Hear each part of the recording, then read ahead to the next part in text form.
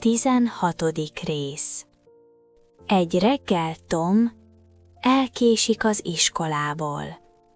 A tanár már bent van. Tom lassan bemegy a terembe. A tanár kérdez valamit. Tom nem tud válaszolni. A tanár mérges. Tom büntetést kap. Tom a lányok oldalára ül büntetésből. Becky ott van. Tom nem bánja annyira a büntetést. Becky közel van hozzá. A tanár beszél. Tom próbál figyelni. Néha Becky felé néz. Az óra végén Tom rajzol valamit a könyvébe. Becky kíváncsi. Tom mutatja neki. A tanár észreveszi. Megint baj van. Tom szégyelli magát.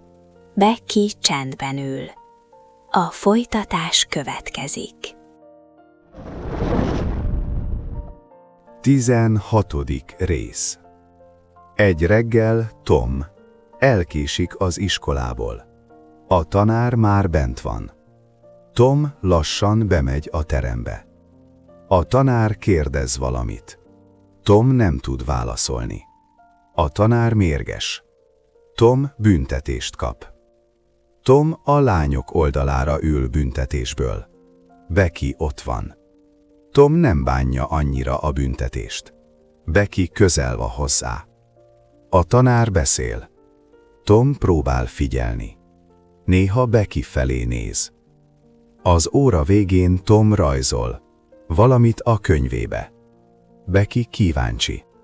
Tom mutatja neki. A tanár észreveszi. Megint baj van. Tom szégyelli magát. Becky csendben ül. A folytatás következik.